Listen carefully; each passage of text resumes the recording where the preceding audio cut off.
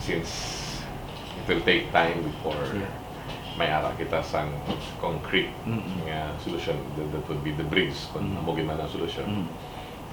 But then on a day-to-day basis ang mga taga Guimaras kaya mga bisita sa Guimaras, including ang mga nag-negosyo sa Guimaras gatapugid.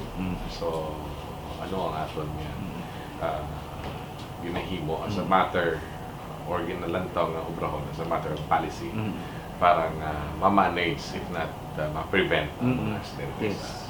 Kagapon sang amon nga regular session, si board member Cyril Beltran ang majority floor leader nagduso sang isa ka move for a legislative inquiry sa dason niya si Mana, inviting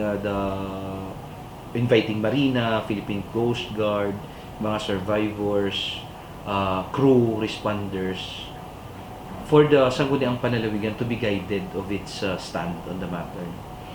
Ano gusto naman balaan anong diin ang may kakulangan, not necessarily to pin somebody down but probably to aid us in making a possible stand.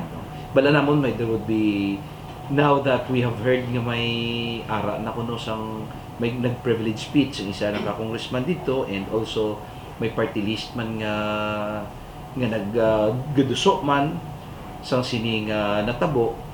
Gusto namon magpartisipar sa sinang legislative inquiry, and we can only fully and actively participate should we be aided and equipped with the necessary information. We can as of this time we can only surmise nga ang natabo may mga kakulangan, pero gusto namon ng tawon kung sa diin ang may kakulangan. Is this a simple case or is this a case of force majeure or an act of God, no? Amo ning mga ginalantaw namon kay kun lang taon-taon natabo, we have here che nga may karga upod sa ina amo ang Kizaya nga pump boat nga sturdy, reliable gid nga klase pump boat. Paghampak sang squall o pugada, ang pareho lang nga may unod kag ang wala unod, pareho na kulog. So amo nang lantawon naton nga kung bala may mga kakulangan or may mga lapses. Are we now saying that pump boat is no longer a safe mode of sea transport? Amo na sa mga lantaw.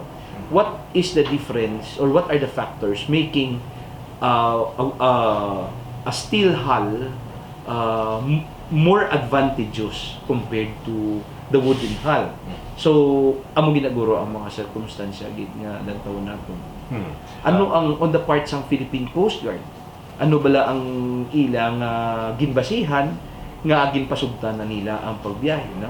Given the fact that Guimaras ang strait nga ni is considered as covered by as considered a special area. That is why nga consider number 1, we are not affected for as long as mayo yang it all boils down to the judgment of the Philippine Coast Guard. I see. We have mentioned the use of steel hulls ang mas effective and efficient siya. Ang pag-insyente natin may ara na sa circular. Yes. Ang Maritime Marina. Yes. Nga gina-phase out ka actually dugay na. Yes. Gina-phase Right. out ang mga wooden boats. Right. How come gin-tolerate na sa, I would assume, probinsya sa Guimaras, including the different towns nga magapabilin ang gamit sila kay madumduman naton nagapakitiga ginatanan. Yes. Convert it to something different based sa standard natin sa Amerika. Right. Firstly, Sir Rod, hindi pa ko makasiling subo nga that is better than the wooden hull, no? For lack of technical expertise to discuss on the matter. Ang sanibaluan ko nga wala gin push pa sa subong gin implement sa sining area is because nga number 1, ang area nga ni is again covered by is considered as a special area of coverage with given the distance na 10-minute ride, 15-minite ride. Ikaduwa, ang sanibaluan ko man nga wala ma-implement kay wala kami isang facilities to accommodate this steel hull docking area conducive for that. So amo ning wala gin push sa authorities kay kung lang tawon mo ang among daking area is not yet prepared for that. Now that there are 31 dead, would that mean that there will be a prepared area? We will wait for their next move. Kung ano ang desisyon sa otoridad kay balanamon, there's now an ongoing investigation also by Marina, by the Philippine Coast Guard and others. So lato namon kung ano ang pananawan sa maeksperto sa sining patag nga bala ano ang ila desisyon sa sining natabo. Pending the result of that inquiry and the possible legislative measures that will be passed, what are the immediate short-term policies or solutions that you will be doing just to make sure that this will not happen in the nearest possible time? Our decision to push for a measure will largely depend on the result of the investigation, Sir Rod. Amo ginaang for us to be guided. Dapat there must be findings ano gid. Otherwise, we might be prescribing the wrong medicine, no? Basi bala lain ang bulong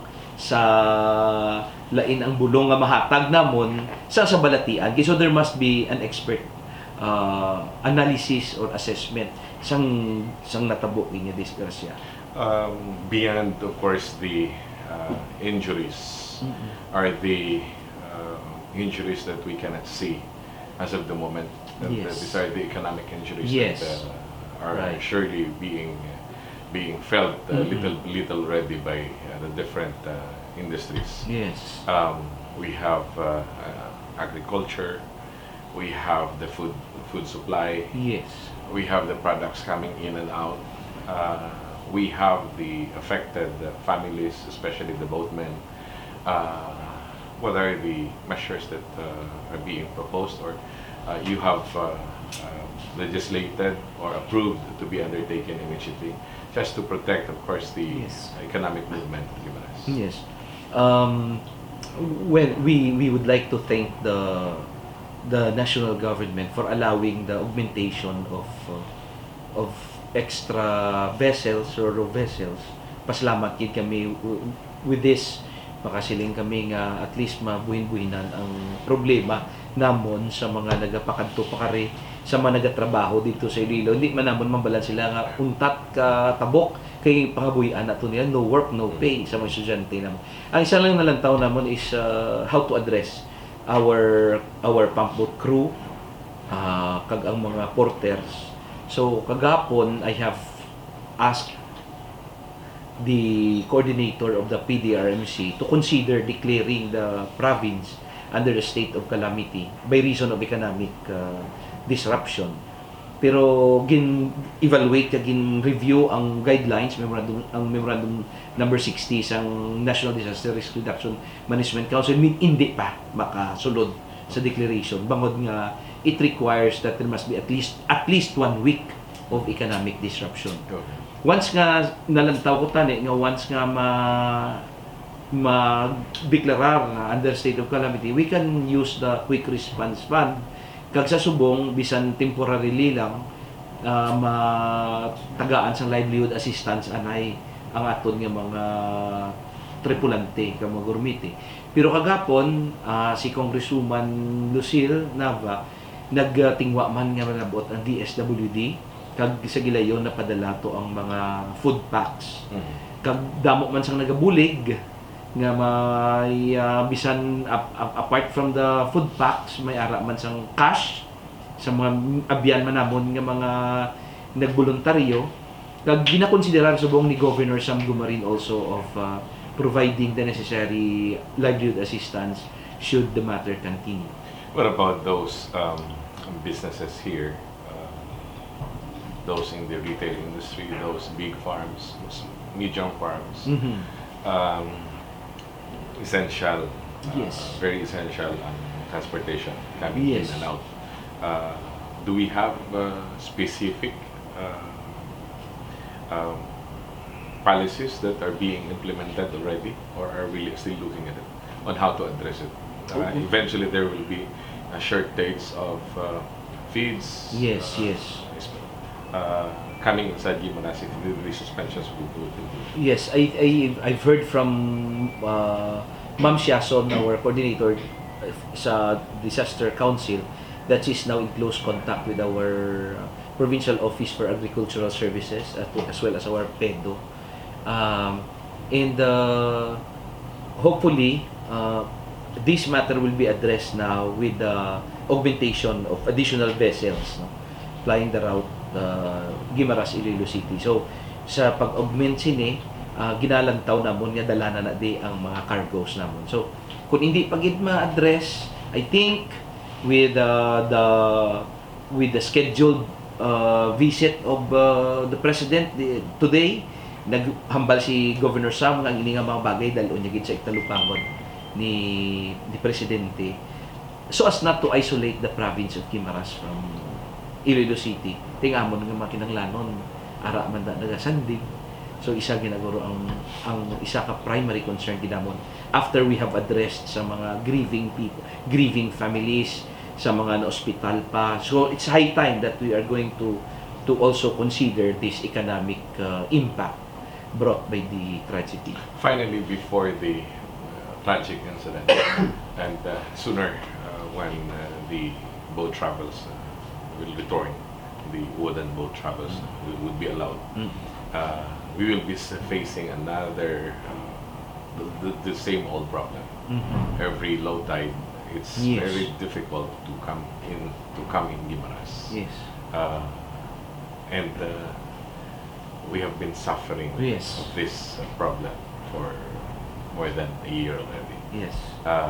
What have you done so far? Yeah. to address this? That is part of the wish list, so to speak, of the Honorable Governor sa kay Presidente karon kag napabutyag naman ni sa iban nga national government agencies for the development of our ports as well as the dredging gid sa road, no? So isa ini sa mga bagay gid nga pagadalon sang gobernador sa presidente kay amo ini gid ang amon concerns gid, no? So one, the development of our ports, and number two, as an immediate action guro, the dredging of both wharves, Iloilo City side and the Guimaras side. Thank you very much, Sir Rod Tixon.